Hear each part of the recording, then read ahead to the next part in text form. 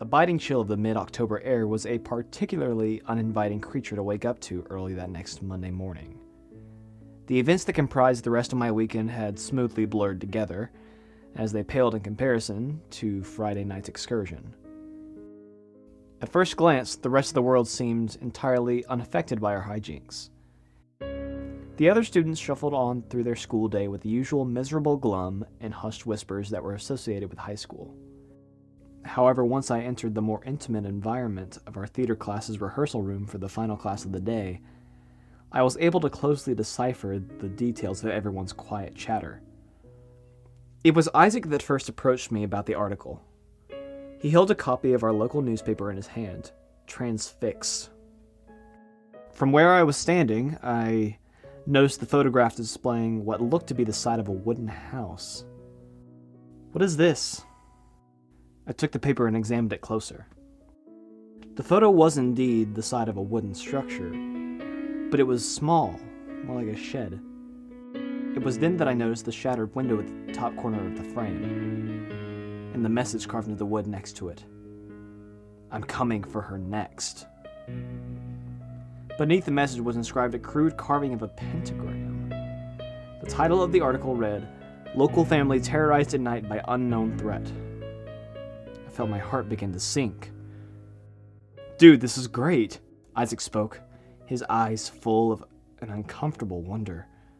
"Isaac, this isn't anywhere near great." My hand started to tremble slightly, but Isaac seemed not to notice, continuing to peruse the article. Yeah, I think the article kind of romanticized the whole event a bit too much for my taste, and the title is way too on the nose, and the picture didn't get the most flattering angle of my work, but hey, around here that's the best you're going to get." "No, I mean, what if the police start looking into this? We're in the paper, for crying out loud." "Oh, you haven't seen the best part." Isaac pulled out his phone and pulled up several Facebook posts. At least half a dozen people from around town had described waking up to their yards torn to shreds by something in the night with pictures as proof. The exact details varied between accounts, but they all seemed to carry a single similarity: the crude pentagram. Isaac started laughing giddily. "Is this supposed to be funny?" I said. "What's with all the weird symbols?" "I don't know. It's the first thing I thought to carve when I wrote that message for Maggie. I think it adds a little bit of a personal touch. It's creepy, right?" "I'm asking you why there are so many of them. Did you do all of these?" "Hell no." Isaac chuckled to himself, almost flattered. "I don't even think any of these stories are real. They all popped up in the last couple of days after what happened to Maggie went viral. People around town probably just want the same attention." "Why are you so happy about all of this?" I glared at Isaac, his behavior almost alien at that moment. "Do you realize we are responsible for the most interesting thing to happen to Arab, Alabama in over a decade? We are internet famous! How is that not awesome? Getting thrown in jail is not awesome. Like the police are gonna be able to track this all back to us. It's physically impossible." I hoped what Isaac claimed was true. I believed him when he said he wasn't responsible for all those other attacks, but his testimony alone couldn't rule him or the rest of us out as possible culprits. I completed the school day and transitioned into rehearsal while maintaining a constant sense of apprehension in my chest. The reality of what I had done finally sank in once I saw the immediate repercussions. The town was afraid. Something thriving in the darkness was threatening their families, and nobody knew what to do except panic. Once word of our mischief had gotten into the hands of others, there was nothing that I could do to stop it from spreading except either wait for everyone to lose interest or have a more substantial event come around. It was then that I caught a glimpse of Maggie on stage, wallowing in a pool of anxiety, on edge knowing that her near attacker was still out on the loose.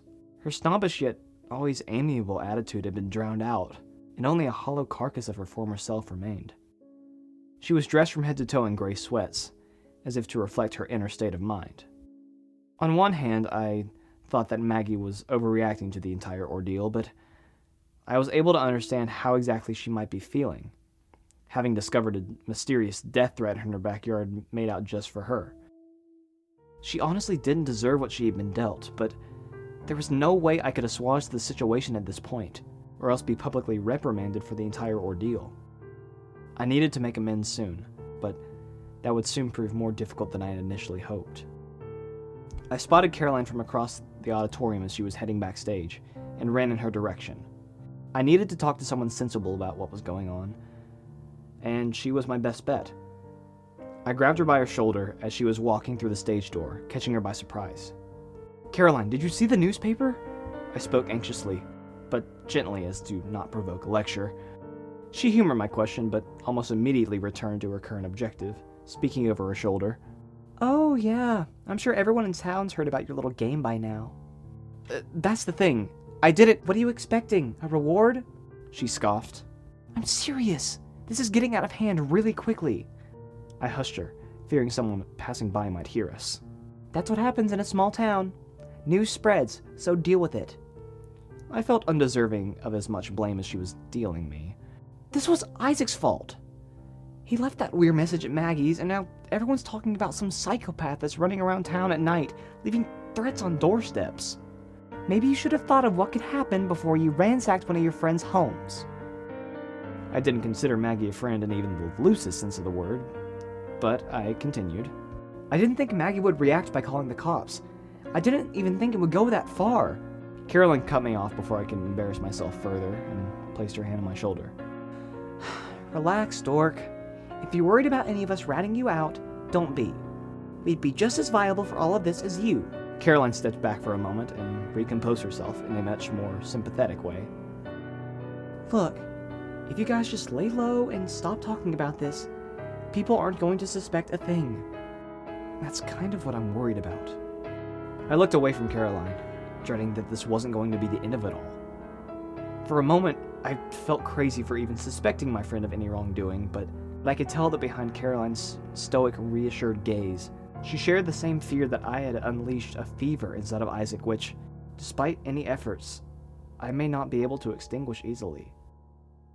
Thankfully, the initial story didn't gain as much traction as Isaac would have hoped, although that wasn't for his lack of trying. He would ride his adrenaline high until it completely sputtered out if he could. His growing obsession became the most apparent while in smaller circles, where he knew he could get away with openly bragging about his masterpiece, and any new news updates he found. Over the next week, I stepped back as talk of Isaac's pentagram-sporting parasite started to infect every outlet of his life, to the point where I couldn't get through a single conversation without him filling in me and anyone else who was around to listen about the latest activity. He had always been known to fixate on the most bizarre things, but this absolutely took the cake. However, it wasn't until the next school week had started that I noticed that our little urban legend was evolving into something much more sinister. With a worsening load of homework issued to us as we neared midterms, discussion of what happened at Maggie's lost their relevance. 7 of us had agreed to look the other way and forget it ever happened, so long as it was never brought up again. I had just received a 10-page study packet from my human development class, an egregious overcompensation considering the material, that would fill up my schedule for the next few days if I was to complete it before the deadline. However, I found my determined attitude to be rather less so once I actually settled down that afternoon, ready to begin my intensive study session. The volatile Alabama weather had cast a pleasant and breezy blue afternoon into the shadows of a gray, thick, condescending mass of clouds.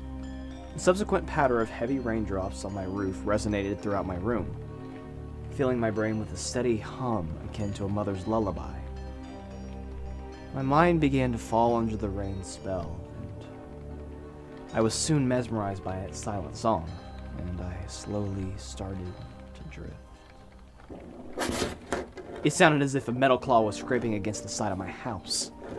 I catapulted up in an instant, ripped out of my slumber, and raced over to the window to confront the source. However, when I looked down, I saw my backyard desolate as ever. The chain-link fence that encircled the overgrown patch of grass was slightly bent on the right side, as if something heavy had pushed it down. But again, there was no further evidence of any sort of intruder. Neither the puddle of mud directly below me nor the grass around it bore any footprints. So maybe the sound was forged in the deep tunnels of my subconscious while I slept. Not all the evidence could stack up in favor of either explanation, and so I sided with the latter in an attempt to reassure myself. I knew I was still on edge from the other night, And so I reassured myself that I was merely more susceptible to paranoia. I needed to put my worries to rest, however, and so I went downstairs to examine the backyard. Unfortunately, once I got there, what I found only heightened it. Laying just outside of my range of vision from the upstairs window was a small square sandbox where I had spent countless afternoons as a child. Where in the center was engraved a crude pentagram. The drizzle of rain continued to fall, and I watched as the mark was slowly washed away, camouflaging itself in the rest of the muddied sand. I could only assume that whoever the artist was, they left this just for me, making sure I would come out and see their drawing before it was washed away. Who would do that? My mind immediately jumped to my former accomplices, Grant, Cameron, and Isaac, as they would be the only ones who would directly target me with a prank like this. It was too much of a coincidence, and nobody in their right mind would seriously try something like this in the middle of the day. Knowing their hubris, whoever the culprit was would fess up to the joke eventually, too proud of the finished product not to take credit. I awoke the next morning, anxiously waiting to test my theory. I slipped past my parents enjoying a quiet breakfast, without even so much as a mention of what I uncovered the afternoon before. As I pulled up to the school, I was met with an overwhelming wall of apprehension, not knowing how I should go about this. It still didn't all line up in my head. Whatever transpired in my backyard seemed unmotivated.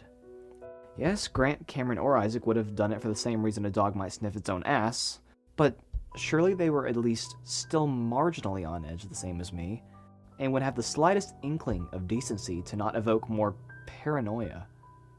Then again, I might have been giving 3 16-year-old boys with too much time on their hands and nothing better to do a little too much credit. I slowed my fervent pace as I entered the building. Amongst the bustling hordes of students crisscrossing to their lockers or classrooms, 3 boisterous and very distinct voices penetrated the hum, and I steered my focus in that direction. As I made my way through the crowd, the voices took on a more obvious inflection, one of malice, of heightened anger. What did I tell you? I thought I said to leave me out of this. I did, but then one of you guys thought it'd be funny to do it to me. It wasn't me, I swear to God. Well, somebody's lying. I pushed my way into a clearing near a patch of lockers to find Caroline, Grant, and Cameron standing in a circle, all pointing fingers at each other. I approached cautiously as if I were stepping into a tiger's cage. Whoa, what's going on? I said, more afraid than I had intended. Their fiery feud continued without interruption. Stop trying to be funny. Cameron leered at Caroline. Does it look like I'm laughing? Caroline reeled back. You scared the shit out of me. Guys! The 3 of them instantly turned their attention towards me. What the hell is going on here? Cameron stepped forward to speak, but his words still seemed to be targeted at the others. What's going on? Cameron stated in a tone as if I should already know what their argument was about. What's going on is one of these assholes carved a pentagram into the glass on my bedroom window. How am I supposed to explain that to anyone? My body turned rigid at the mention of that symbol. I continued to listen, transfixed. It wasn't me. Caroline stepped up. Someone literally tore up my entire backyard and carved that stupid thing into the dirt. And only one of you guys would be so stupid to try something that big. Oh, because we're such bad people to you now. Grant closed the discussion up to just the 3 of them again. Why would I do that to Cameron? Or why would he do that to me? How can I know both of you are telling the truth and aren't just lying to screw with me? Caroline snarked. I couldn't believe what I was hearing. I found only the slightest bit of comfort knowing that they had all experienced the same thing, and that I wasn't alone in this. But honestly, this revelation brought on a much larger wave of pure dread. Wait, so you guys all found that pentagram somewhere at your house? I asked cautiously, not ready to rope myself into this. Well, they say so, but I know one of you was lying. Just admit it.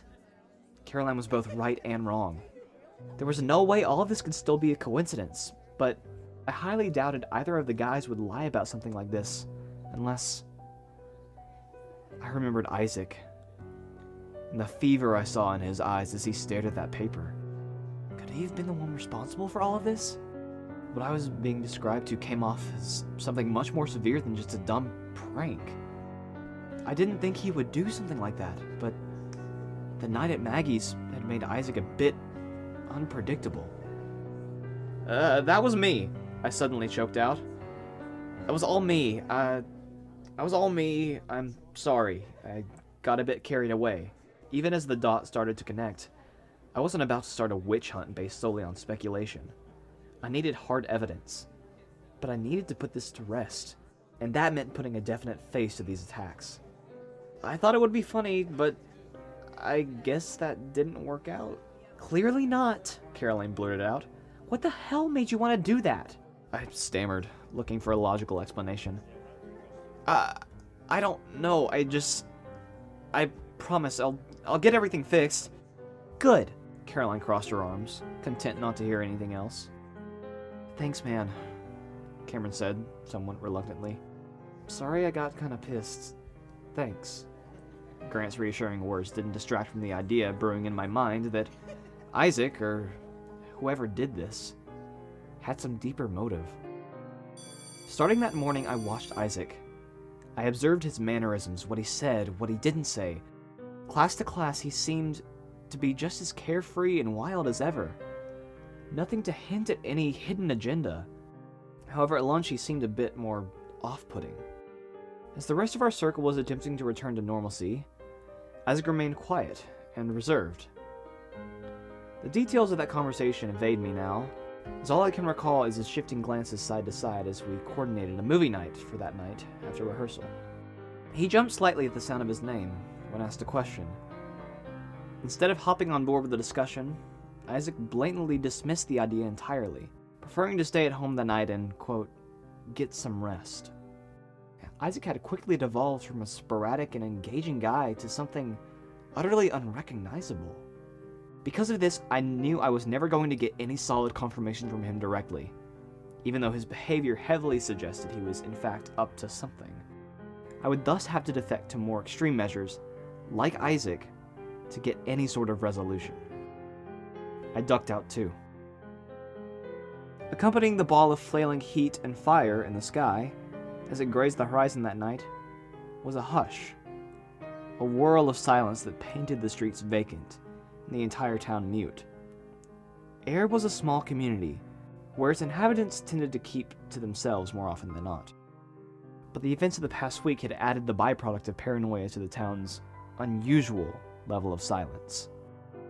Every step I took towards my car in the shadow of night seemed to compound in the eerie quiet, echoing across my neighborhood. This gave me no comfort as I navigated my way towards Isaac's house in Pine Lake, a tiny residential community on the north border of town, carved out of 60 acres of pine forest. As I passed the entrance, I was enveloped by a thick forest of lumbering trees swaying in the wind. They arched over the road in some places, fully encasing me in a dome of foliage. After another few minutes of driving, I rounded a sharp bend, and Isaac's house emerged at the top of a small hill in front of me. His car was still parked at the edge of the driveway, and the light in his corner bedroom still shined through the window, making me question my motives.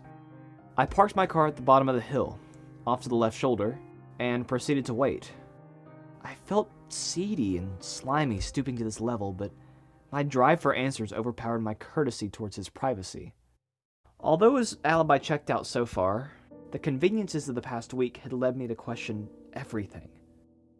After another half hour of intently watching Isaac from a few hundred feet away, I was interrupted by an oncoming pair of headlights racing down the hill. I tensed up, looking for a way to hide, but knew there was nothing I could do to get out of the way. Before I could react, the headlight swerved around the side of me and continued to zoom past me, honking the entire way. However, just as the headlights were about to turn the corner, they stopped and began to back up in my direction. At that moment, the level of my stupidity had finally hit me, as I was either about to be reprimanded for my actions, or more simply draw too much attention to myself, and risk blowing the operation entirely. The vehicle slowed to a halt as its front window reached mine, although it towered over me. Just as I was about to give up hope, I caught the shape of the vehicle from the reflection of its lights. A familiar, beat-up, red Ford F-150. Noah? The truck's window rolled down, and I could see Elizabeth sitting in the driver's seat. Hey, yeah, it's me, I said bashfully. I hadn't seen her outside of school since that night at her house, and so this was understandably uncomfortable on its own, let alone under these specific circumstances. What are you doing just parked here? Her cheeks were pale and rosy, more likely a combination of October's bite and blushing from having to endure this awkward interaction. I'm picking up Isaac. We're going out. What are you doing here? Elizabeth looked up the road, gesturing towards a house around the bend. I'm going to hang out with Riley Grace. Oh, duh, I forgot she lived over here. Even at the simplest of encounters, I found myself stumbling over my own words. It's a small world, huh? I mentally persecuted myself for conjuring up such a cliché remark. Yeah. Elizabeth simply smiled and looked down.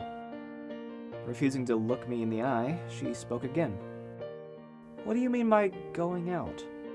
I stared at her blankly, unsure of the proper response. Oh, we're just going to, Elizabeth cut me off before I could mutter another incomprehensible string of syllables. Are you guys doing that again? I immediately understood what she was referencing. What? No, like I said, it was a one-time thing. Elizabeth looked up at me, slightly disheartened. I'm a little worried, Noah. Worried? About what? The hairs on my arm started to stand up. That it won't stop. She paused again, as if what she was about to say was something hard to accept. I woke up to find a pentagram carved into a tree in my front yard. I talked to Caroline and she said you did it to her too. Her lips trembled so much that it overwhelmed her words, forcing them to shut as a tear welled into her eyes. I wouldn't do that, trust me, I said weakly. I knew I had to come clean to somebody, especially with the fact that Elizabeth had now been roped into this too. Something's going on and I just need to get to the bottom of it. What do you mean? I tried to coerce myself into spilling the truth, but I just couldn't bring myself to spark more tension. I don't know yet. I whispered more to myself offhand than to her. Well, have fun, I guess. Elizabeth sped off before I could say another word, almost as if she were ashamed to have appeared so pitiful. As her taillight sailed out of sight, I turned my attention back to my front. My gaze drifted back to Isaac's upstairs window, and I could see a dark shape silhouetted by a bedside lamp. The figure stepped into another light, and it illuminated Isaac's full body. He stood directly in front of the window, holding something flimsy in his hands, and another moment after goggling at what he possessed, Isaac turned around and placed the object to his face. I silently observed as he slipped the thing over his head, a mask, and returned to the window, as if he were a crowned royalty observing his subjects. The glow of the lamp grazed the side of his mask, and I could make out some vague features from where I sat. It resembled the face of a clown. A thick and greasy orange mane cascaded down the back of the head, and the deep eye sockets were accented with a light blue diamond surrounding them, and the signature red smile bore a single row of off-white jagged fangs. Isaac's features were entirely eclipsed by those of the mask. Whatever the purpose of such a disguise, it seemed to compromise Isaac as a person, as he took on this other persona with such ease and glee. In another instant, Isaac ripped the mask from his face and stuffed it inside his backpack laying on his bed. He swept the bag up and was out of sight before I could register what he was doing. After another minute had passed, Isaac opened the front door to his house and cautiously stepped into his car and started the engine. I scrambled to do the same, attempting to flee from sight before Isaac could pull out onto the road. Luckily, as I looked back up, Isaac's headlights were headed in the opposite direction. I took a moment to breathe. Had I really just let my paranoia overtake me to such a degree that I actively feared what my friend could do? Surely everything that had transpired in the past week could pass as entirely circumstantial. If I was to believe the evidence at face value, I still lacked a clear motivation for Isaac's rather bizarre actions. and so the validity of my claims had fizzled. There was no way I would be able to delve into Isaac's psyche just by doing this. I desperately wanted to forget tonight had happened altogether. Without another thought on the matter, I turned my car around and started the journey home. However, as I neared my street, I felt a push within me to see firsthand what Elizabeth had described to me. I sped in the direction of Elizabeth's house, taking advantage of the long drive to collect my thoughts. I danced around the fear and doubt in my mind until those thoughts eventually subsided with the emergence of Elizabeth's gravel driveway. I pulled up close behind her truck and stopped. The rustic red caught in my headlights stood out against the blanket of black which had washed out the vibrant greens and oranges and yellows of the surrounding forest. The air was heavy and was persisted by a looming aura of unease, as if I wasn't truly alone. This paranoia was finally getting to me. Something inside of me urged my body to walk up to the door, to finish the conversation that had unceremoniously been cut off earlier that night. I wanted to be able to talk about what I had just seen to someone I could trust, so maybe I could put to rest all this speculation and gain some peace of mind, or at the very least confide in someone, and gain the confidence to accept what was unfolding before my eyes. I killed my engine and approached her front door, my mind empty of all thought except for the need to talk, to form some reasonable explanation for all of this. But I couldn't make it past the large dogwood tree in her front yard. Just as Elizabeth had described, carved prominently in the trunk, was a crude pentagram, Isaac's now signature mark. An icy chill surged through my body, as the whole reality of the situation was beginning to take shape. The effects of my reckless prank were spreading, causing mental distress to people I cared about, and I wasn't ready to fully accept that. I retreated back to my car. If this all was as dire as I was perceiving, Isaac would continue. I promised myself that I would confront him if he did, which I now feared was inevitable. I found my suspicions to be warranted the next morning.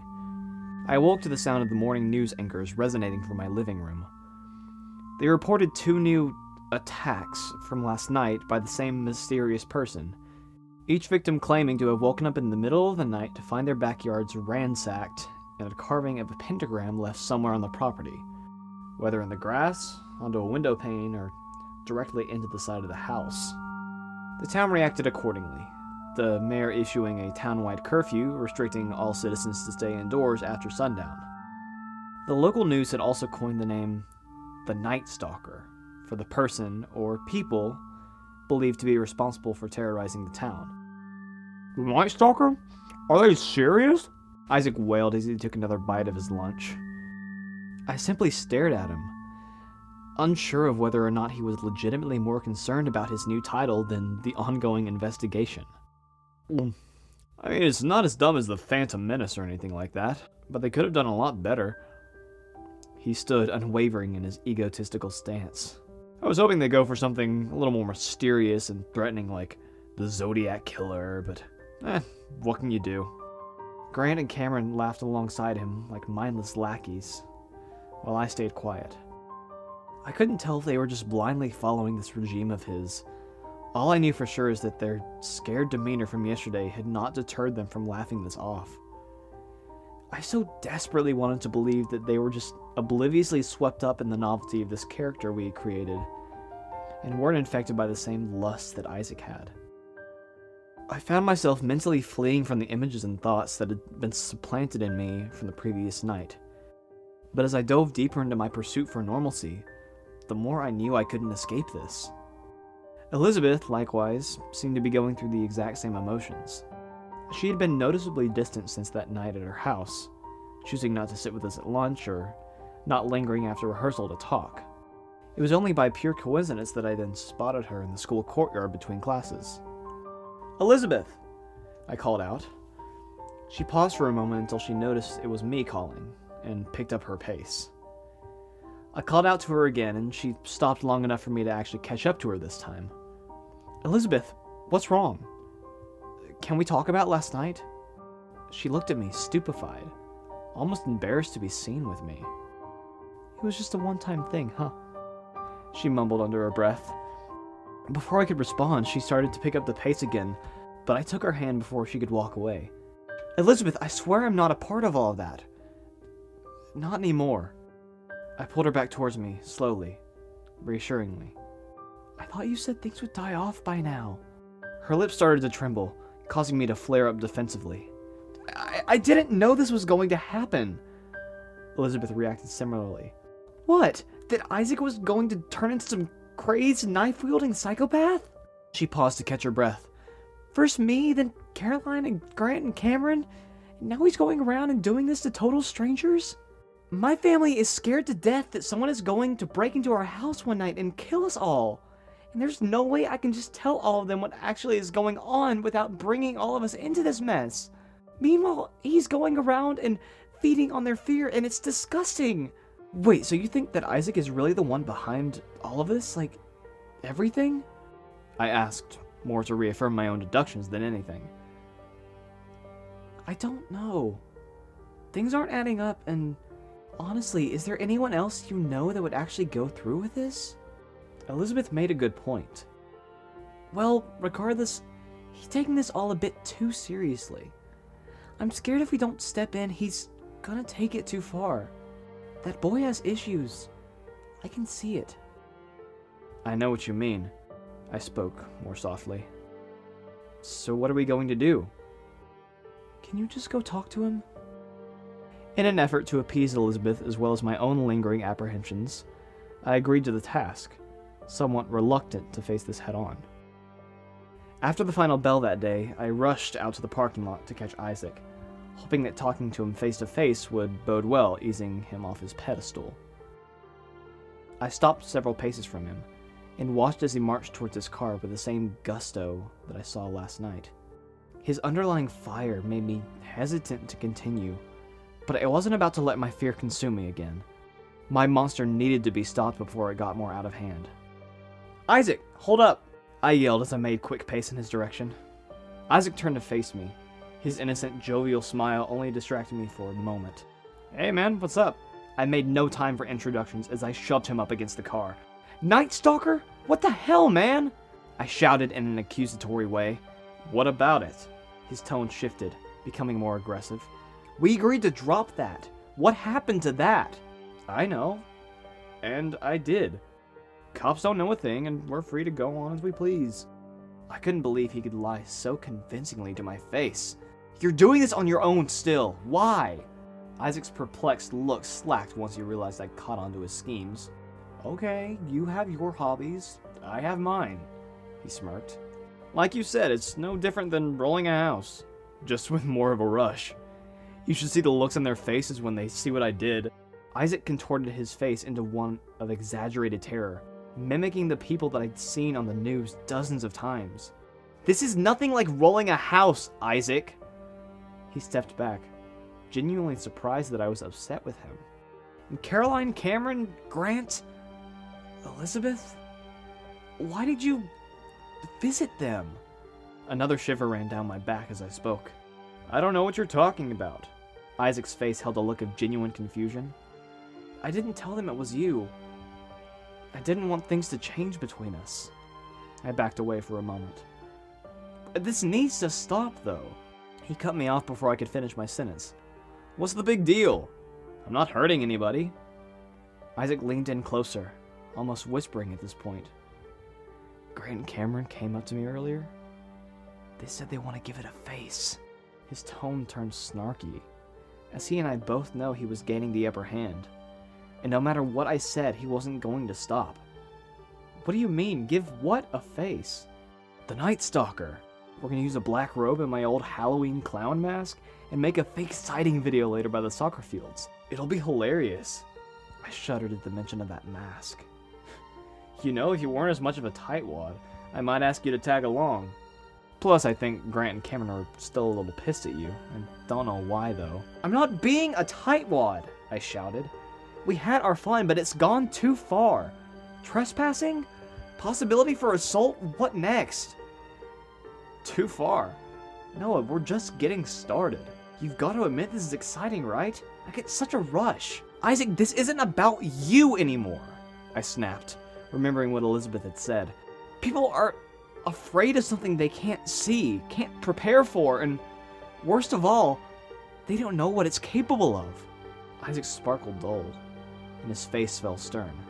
Oh, not this shit again. Isaac rolled his eyes. Now you and Riley Grace are both riding my ass about this. Isaac, I'm serious, I pleaded. This is bigger than we realize. Just look at what it did to Maggie. Do you not feel anything? Maggie just doesn't know how to take a joke. Come on, Noah, ease up. Isaac reached out to me with his hand. I'm not going to ease up. I swatted his hand away. Don't expect me to dig myself deeper into this mess just because I'm your friend. Isaac was growing legitimately dangerous.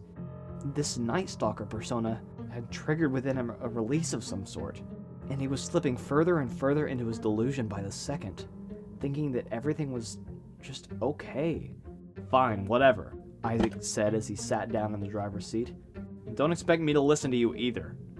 I'll do whatever I want, and neither you or Riley Grace can tell me what's right and wrong. I'll teach you guys how to play along. And with that thinly veiled threat, Isaac closed the door and sped off, nearly running me over in the process. I watched the brief and spiteful and childish thought I had once slowly slip outside of the realm of my control and mutate into a monster that I couldn't stop. Where my obsession with the facade stopped, Isaac's had kept going. It was now my responsibility to stop this from going any further. I ran to my car and dialed Caroline's number as I sped towards the soccer fields. Before she could even respond, I began spilling everything, still slightly shaken from my confrontation with Isaac. I told her everything that Isaac had just told me, that I couldn't just lie dormant on this issue any longer, and that I needed her help if Isaac was going to listen to what I had to say. I knew that her take charge sort of attitude would be what would get her to come along. We met several minutes later at the soccer fields, the gray overcast sky tainting the dying grass on the fields and the chipping paint on the goalposts, neither of which helped lift the feeling of unease that was quickly settling on my shoulders. Off in the distance, I saw Grant and Cameron making their way along a gravel trail that led into a patch of woods. Grant was donning the black cloak that Isaac had described to me, and he was holding in his hands the mask. I took notice of the smaller details. It was littered with little bumps and holes, either by age or design.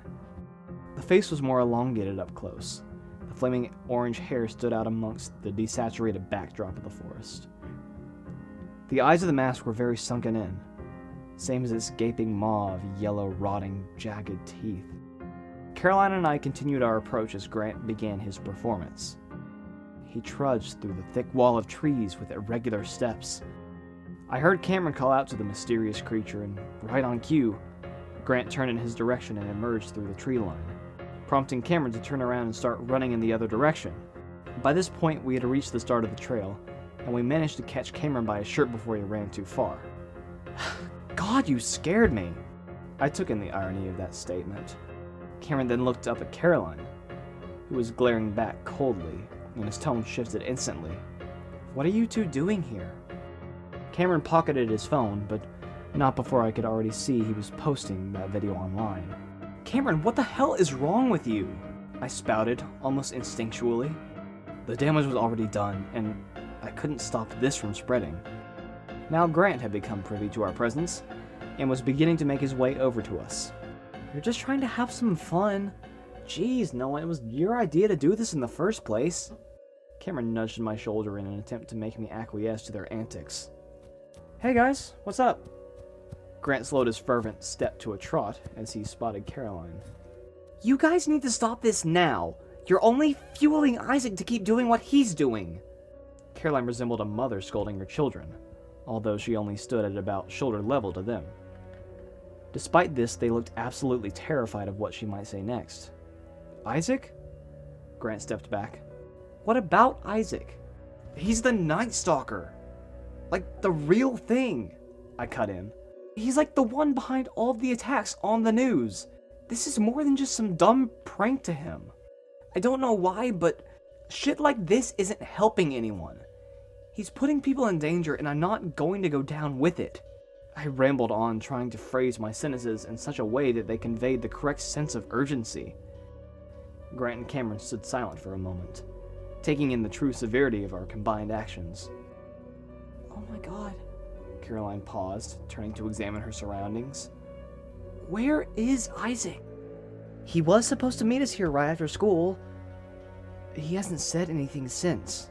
Cameron caught on to Caroline's revelation, and he, like the rest of us, started to fear the worst. Right before I left school, he said something about showing everybody how to play along. I began connecting the dots. He specifically mentioned me and Riley Grace. What? Do you think he's actually going to hurt Riley Grace? I don't know. He didn't say he was going to hurt anyone, but I don't know. I kept backtracking on myself. He seemed pretty serious about whatever he was planning, but he's not a psychopath. I wanted to give Isaac every opportunity to redeem himself. But at the same time, I didn't want to ignore the possibility that he was capable of a lot more harm than he let on. I'm not going to take that chance. Caroline stepped forward slightly. Do you see how far this has already gone? Grant and Cameron lowered their heads, feeling partially responsible. Then let's go find him. A few minutes later, we had all piled into my car and were headed towards Riley Grace's house back in Pine Lake. We would reach the house in about half an hour, but I couldn't run the risk of Isaac beating us there.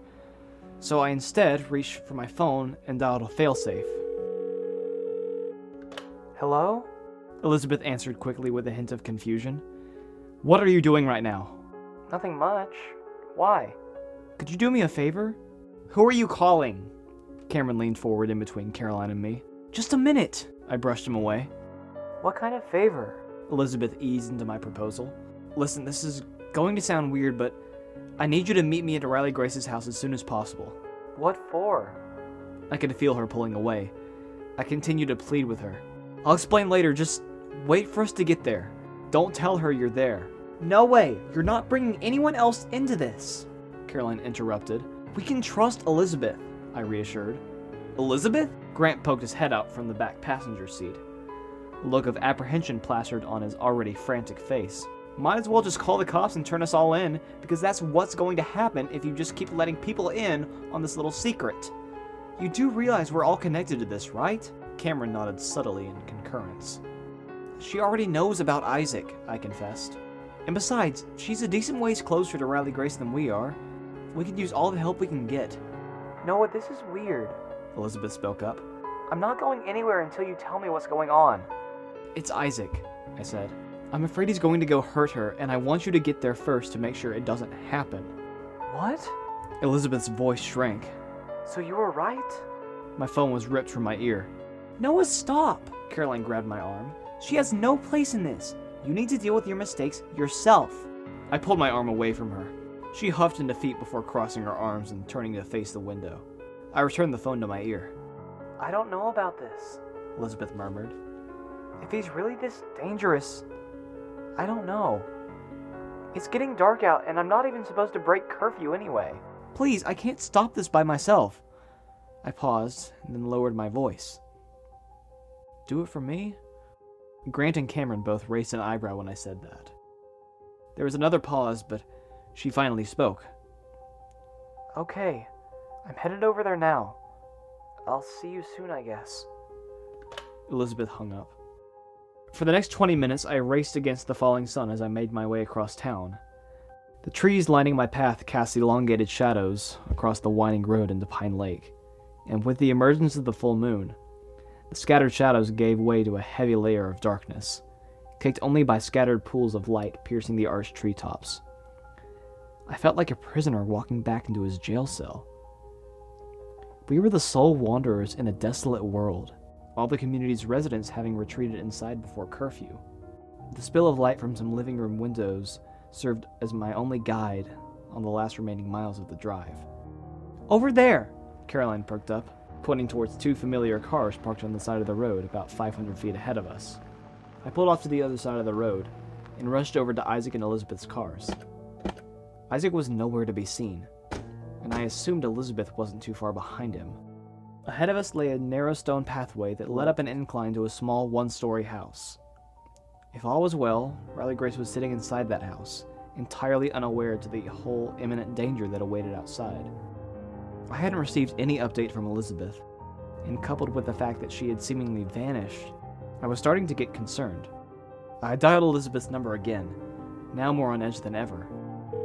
The phone rang only once before she picked up. Despite her hurried answer, her speech was much slower, more methodical. She didn't even speak until she was prompted. "Elizabeth, hello?"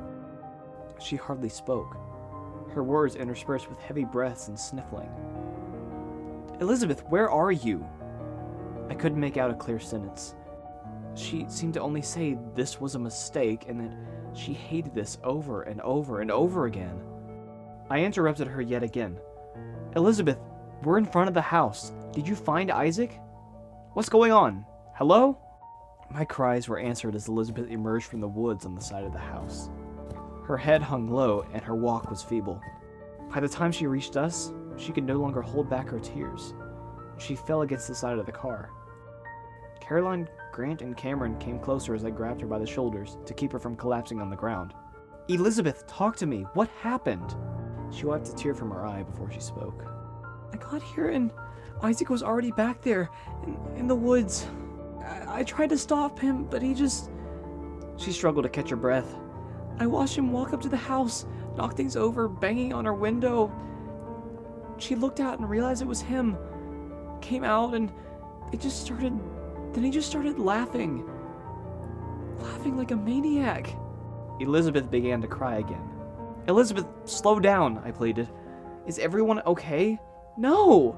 she screamed matter-of-factly. "She started yelling. She told him it wasn't funny, and he started yelling back. I didn't know what was going to happen. And then she turned and she saw me and..." Elizabeth paused to stifle back another tear. "She thinks I was in on it. I tried to explain, but she wasn't going to listen. She thinks I'm going around at night and doing all of this bullshit. Hey, I'm sure she'll understand if she hates me now because of you," Elizabeth spouted. "She stormed inside and threatened to call the police without another word." "The police?" Grant spoke up, panicked. "I'm not sticking around for that." Elizabeth inched toward the driver's side door. "So much for your big, heroic rescue." She slammed her truck door in my face and disappeared into the shroud of night before I could protest. As Elizabeth disappeared, Isaac made himself known. I spotted him retreating from the woods. He stopped a few paces in front of us.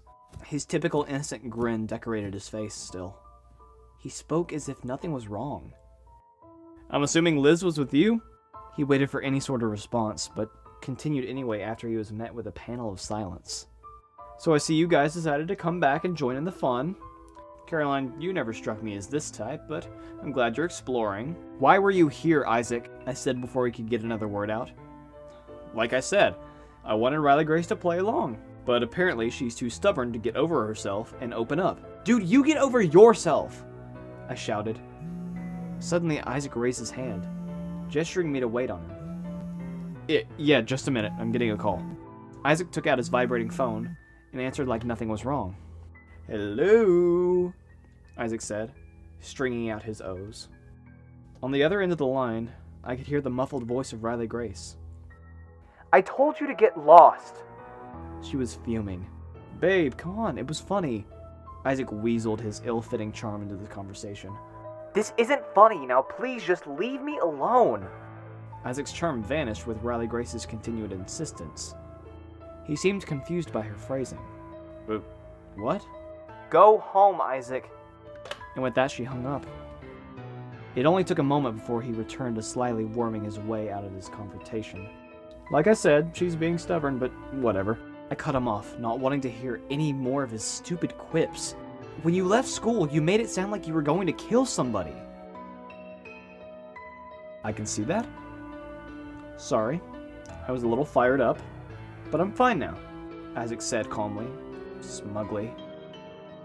"But then again, if I was going to kill somebody, why would I tell you where to find the body?" Isaac actually started laughing. "What the hell, man?" Grant stepped up. "Relax." Isaac contained his laughter, as he caught on to the fact that no one else was joining in. "It's all a part of the character." "This character just indirectly threatened one of my best friend's lives." Caroline, in a spout of rage, lurched forward and punched Isaac squarely across the jaw. He grabbed his face in pain, then slowly backed up to face us. His demeanor devolved into something more volatile, sensitive, furious.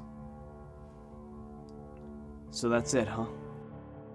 So I guess the world's against me all of a sudden," he spoke softly. "My girlfriend's calling the police on my ass, meanwhile all my friends think I'm some sort of psychopath." "Nobody's against you, Isaac. But this isn't normal," Caroline spoke apologetically. "Everyone's a little paranoid, and I think it's best if you quit before you get yourself or one of us hurt." "You know what I think?" He adjusted his stance to appear taller. "I think you guys are just a bunch of little bitches. What's the difference between what I'm doing now and what you were doing at the soccer fields? You're cowards." Isaac barked those last two words directly in my face, his voice morphing into something more hostile. "You're so scared that someone might get their feelings hurt, and suddenly that means what I'm doing is wrong?" "Isaac, you're legitimately starting to sound psychotic. People are scared for their lives."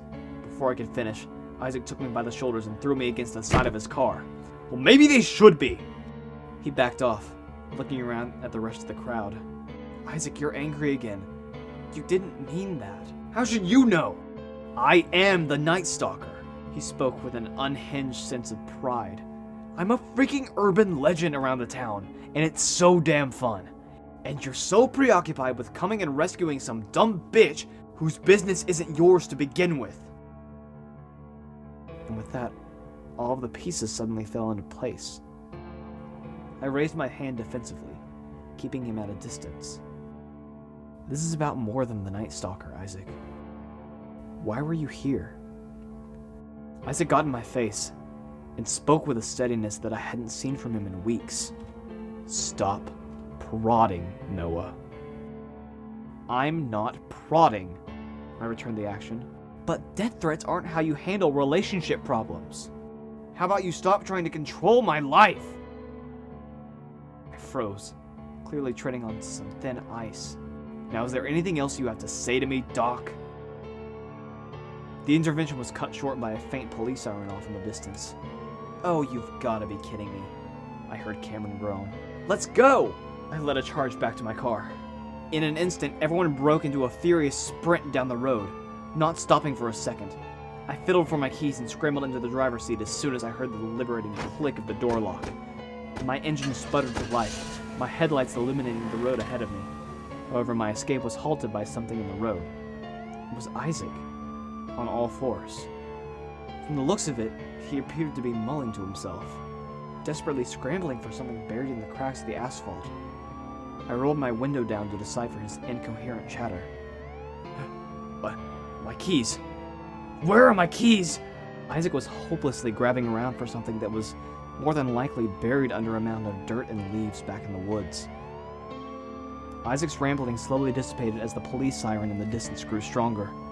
My greatest fears were converging all at once, and it was unclear what posed a bigger threat: Isaac's revealed deteriorating mental state, or the fast-approaching police car that would most likely seal the fate for this whole endeavor. Grant interrupted my train of thought. "What are you waiting for? Drive!" He was right. I wasn't about to humor the possibility of letting myself get caught, but part of me found it difficult to simply abandon Isaac and leave him to take the blame for everything, despite it solving both of my problems. Isaac sprinted around to my back passenger door, pulling forcefully on the locked door handle in a last-ditch effort to evade getting reprimanded. As he continually banged on the window, I locked eyes with him and I saw something that resembled a wounded animal caught in a trap. For the first time since this all started, Isaac was afraid. Just then, I saw the headlights approaching from over the lip of the hill, causing me to make a split-second decision that would seal all of our fates. I shifted the car into reverse and floored the acceleration, retreating blindly back into the veil of night, leaving Isaac to face the retribution for his actions. "Please, please help!" Isaac sprinted towards my car, only prompting me to speed up. As I fully retreated behind the curve, I saw the pine branches light up red and blue, as the high-pitched wail of the police siren echoed against the wind. No, I promise, I didn't do anything, please!" Isaac continued to shout in the direction of the lights. "I didn't hurt anybody! It was all just some stupid hoax! Please!" I couldn't take it anymore. I floored the accelerator and sped away. It was finished. We were innocent. We had our scapegoat. We were finally safe from the looming threat of Isaac, the Night Stalker. Blood continued to pulse through my body, but the pounding in my ears gradually eased out and was replaced by the steadying breaths of my friends in the back seat. It was finished. We were innocent. I arrived at home half an hour later after dropping everybody off, and immediately collapsed onto my bed. Another couple hours passed before I finally managed to stop heaving from my guilt long enough to fall asleep. It is finished. I am innocent.